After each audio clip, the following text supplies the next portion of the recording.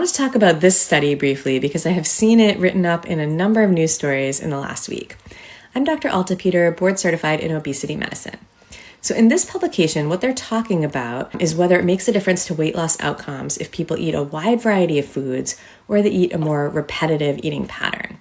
So in the study, what they looked at were daily food logs for 112 patients with obesity who were enrolled in a behavioral weight loss program. And what they were looking at is which of those two groups you fell into. People in the repetitive eating group, they defined that as at least 50% of the meals that they recorded were identical to one or more meals that they had already had. And it's really not surprising to those of us who work with patients every day who are working hard to lose weight that the people who were having more repetition in their meal plan did better. And from my perspective, I think a lot of this comes down to reducing decision fatigue.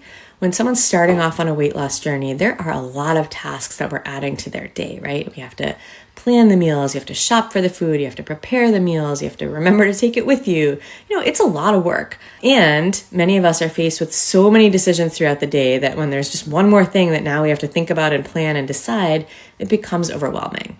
And so if we can simplify things just a little bit, by identifying just a couple of core meals that meet your needs that you like, that you can kind of eat on repeat, it really does help people get into a routine, get into the swing of things, and potentially be more successful.